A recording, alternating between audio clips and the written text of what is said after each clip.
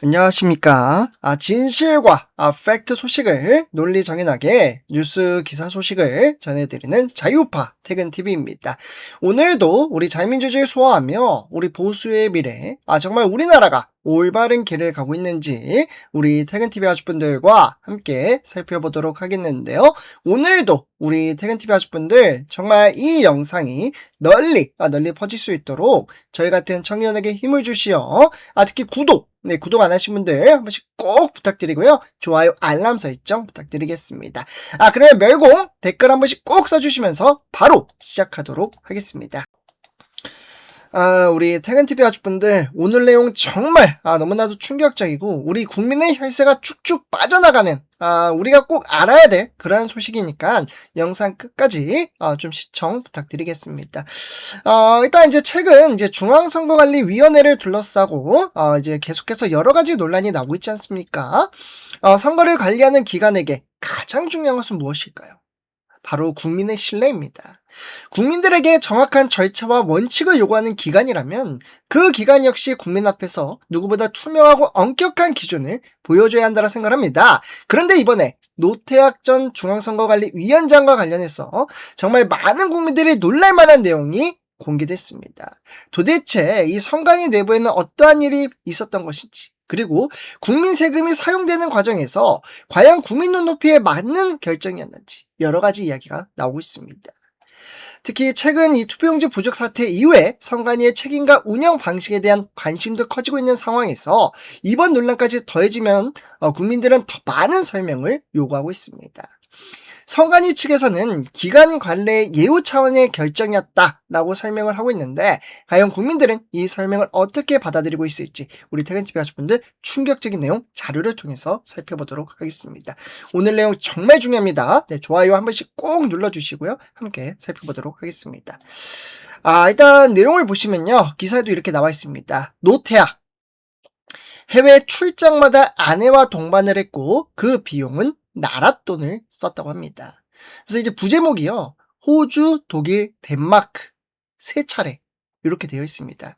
그러니까 요 자료에 따라 말씀을 드리자면 노태학 전 중앙선거관리위원장은 재임 기간 진행된 해외 출장 무려 3차례, 몇 번? 우리 텐티비 가족들 3차례 배우자와 함께 참석을 했다고 합니다. 먼저 화면에 보이시죠? 2024년 11월 달에 독일 프랑크푸르트와 베를린, 그리고 에스토니아 탈린을 방문하는 7박 9일 일정의 출장이었다고 합니다. 당시 출장 비용이 얼마인지 아십니까?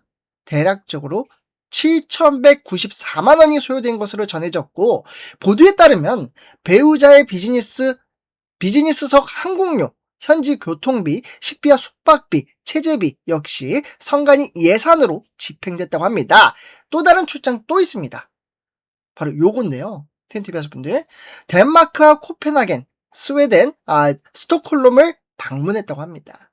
이 출장 계획 자료에는 노태학 전 위원장 이름 옆에 부부 동반이라는 내용이 기재되어 있다고 합니다. 해당 출장비 얼마? 이번에 9,053만 원 예산이 사용됐고, 비즈니스석 항공료, 배우자와 관련된 비용도 포함됐다고 합니다. 또한 2022년도 호주와 뉴질랜드를 방문한 당시에도 배우자와 함께 간 것으로 전해졌습니다.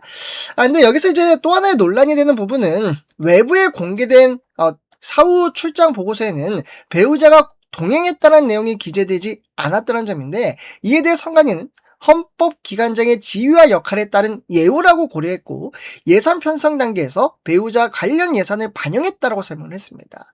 또한 배우자는 공무원이 아니기 때문에 사후 보고서에는 포함되지 않았다라는 입장을 밝혔는데요. 이러한 상황을 보면서 우리 텐티비 가족분들 어떠한 생각이 드십니까? 국민의 혈세가 쭉쭉 빠져나가는, 우리가 이런 돈 쓰라고 세금 내는 거 아니지 않습니까? 그래서 이번 문제에서 가장 중요한 핵심은 단순히 규정상 가능했느냐, 불가능했느냐의 문제가 아니라 생각합니다. 더 중요한 것은 국민 눈높이라 생각합니다. 선관위, 일반 기관 아니죠. 대한민국 국민들의 소중한 한 표를 관리하는 기관입니다. 국민들에게 투명한 절차를 요구하고 선거 과정에서는 작은 실수 하나도 있어서는 안 된다라고 말하는 기관입니다. 그렇다면 그 기관 역시 국민 세금을 사용하는 부분에서는 다른 어떠한 기관보다 더 투명하고 엄격해야 한다고 생각합니다. 물론 해외 기관과 교류하고 다른 나라의 선거 제도를 배우는 것 자체가 문제라는 것이 아닙니다. 필요한 공무 출장은 당연히 진행될 수 있죠. 하지만 국민들이 궁금해하는 것은 다른 부분입니다. 배우자가 함께해야 했던 공적인 필요성이 무엇이었는지, 그리고 그 비용을 국민 세금으로 부담하는 것이 국민 눈높이에 맞았는지, 이 부분에 대한 충분한 설명이 필요하다는 것이죠. 관례라는 이유만으로 국민들이 모두 납득하는 시대는 지났다고 생각합니다. 공직자는 결국 국민의 신뢰 위에서 존재하기 때문이죠.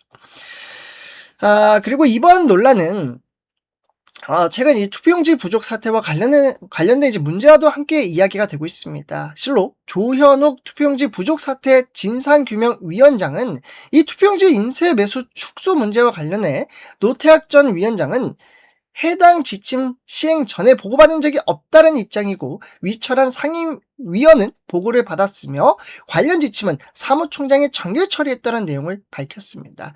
그러니까 노태학 전 위원장은 이번 사태가 발생한 이후에 관련 지침의 존재를 알게 됐다는 입장을 전한 것인데, 여기서 국민들이 원하는 건 정치적 공방이 아니라 생각합니다. 정확한 사실이죠. 누가 결정을 했는지, 어떠한 절차로 진행됐는지, 문제가 있다면 어떠한 부분을 개선하려 했는지 명확하게 확인하는 과정이 필요합니다. 왜냐하면 선거는 민주주의의 기본이고, 국민이 내 한 표로 행사했을 때 그 한 표가 정확하게 관리되고 있다는 믿음, 그 믿음이 무너지면 민주주의 전체가 흔들릴 수 있지 않겠습니까?